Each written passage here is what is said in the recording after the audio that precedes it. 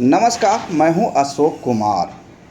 आज 28 मई को माहवारी स्वच्छता दिवस है। आज दिनांक 28 मई 2024 को नगरनौसा प्रखंड के +2 उच्च विद्यालय नगरनौसा के सभागार में विश्व मासिक धर्म स्वच्छता दिवस मनाया गया, जिसमें प्रभारी प्रधान अध्यापक भारती मैम, शारीरिक शिक्षक प्रीति कुमारी, स्वच्छता पर्यवेक्षक पवन कुमार ने बच्चियों को जागरूक किया। पीरियड के दौरान बच्चियों को साफ सफाई के प्रति जागरूक रहने, अलग अलग लोगों को भी जागरूक करने के लिए बताया गया। स्वच्छ पर्यवेक्षक पवन कुमार ने बताया कि पीरियड महिलाओं को होने वाले 4 से 5 दिन की एक प्राकृतिक प्रक्रिया है, जिसमें एक उम्र के बाद हर महिला को होकर गुजरना पड़ता है, जिसमें सारी बच्चियों को सवाल भी करने को कहा गया। बच्चियों द्वारा पूछा गया सवाल जैसे मेरा पीरियड 3 महीने बाद आता है, हर महीने कंटिन्यू पीरियड क्यों नहीं आता है, किसी को 3 दिन तो किसी को 4 या 5 दिन क्यों आता है, मेरा उम्र 13 हो गया है लेकिन अभी तक पीरियड नहीं आता है, मैं अपना पैड स्कूल जाते समय हमेशा बैग में रखता हूँ। इस तरह के बहुत सा सवाल लड़कियों ने अपने शिक्षक और प्रधान अध्यापक से किया।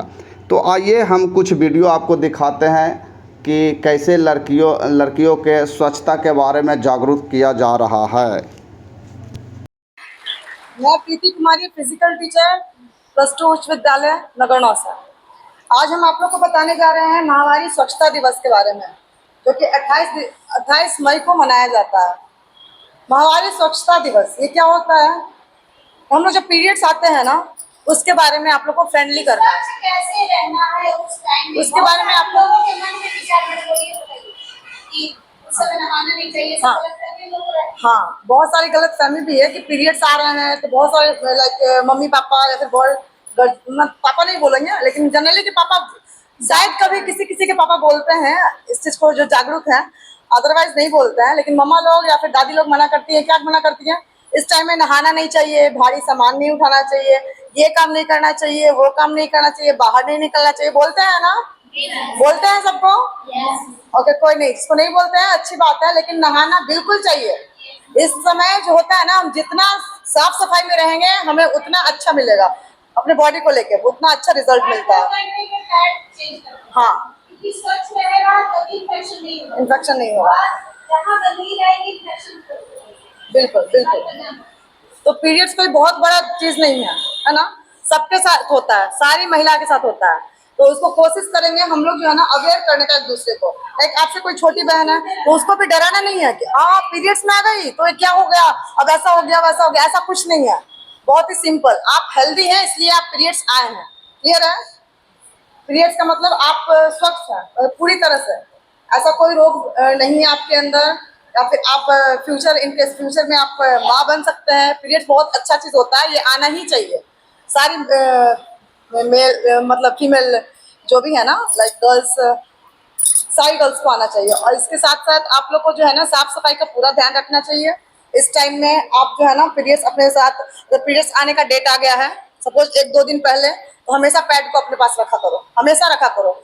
आप यहाँ पे तो स्कूल में आपको टीचर्स मिल जाएंगी, लेकिन रास्ते में आपको कौन मिल जाएगा? कोई मिलेगा? अगर रहेगा अवेलेबल आपके पास, तो किसी के वॉशरूम में जाके आप चेंज जाके कर सकते हो कि नहीं कर सकते हो? कर सकते हो ना? तो इस चीज को थोड़ा सा ध्यान में रखते हुए, क्लियर है?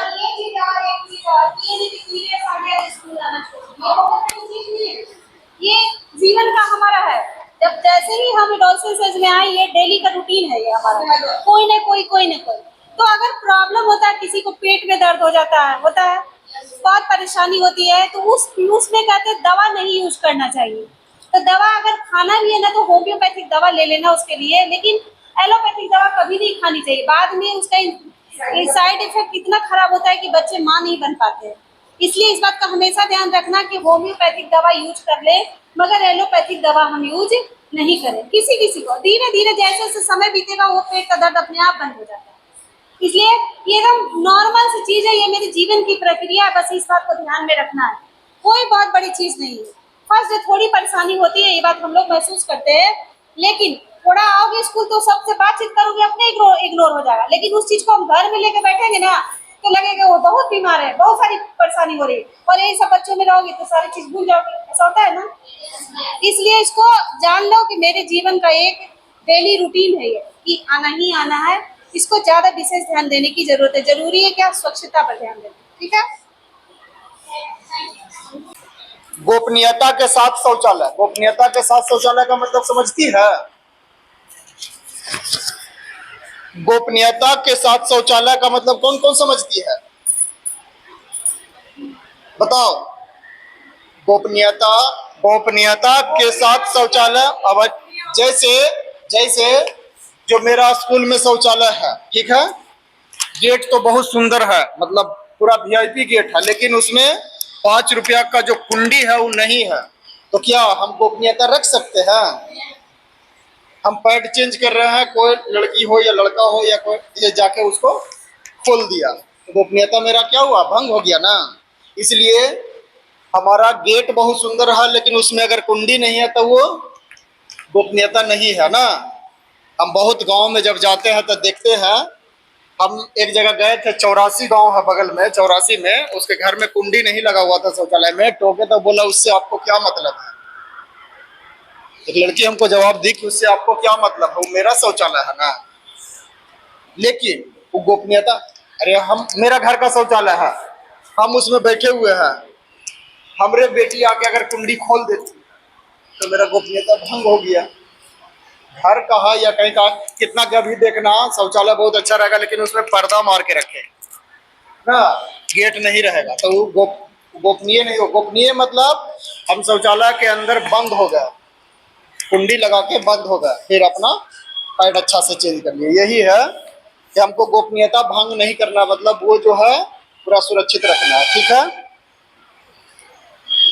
माहवारी अपशिष्ट निपटान के लिए ढके हुए कूड़ेदान, जैसे कूड़ादान है ना, जिसको ढका हुआ जो रहता है, ढक्कन रहता है, उसमें रखना है। इसलिए रखना है ना कि जो ब्लड है उसमें मक्खी भी बैठेगा, उस पर पैड पे मक्खी अब अगर हम यूज किया, यहाँ फेंक दिए बाहर है, तो उस पर क्या करेगा, मक्खी बैठेगा कि नहीं बैठेगा? उस पर मक्खी बैठेगा, उस पर बैठेगा। उसके बाद हम अगर यहाँ रोटी निकालेंगे, खाना खाएंगे ना लंच में जी, फिर उसी रोटी पे आके बैठेगा, तो कहीं ना कहीं वो प्रदूषित करेगा, हमको हानि पहुंचाएगा। इसीलिए उसको क्या कहा जाता है कि उसको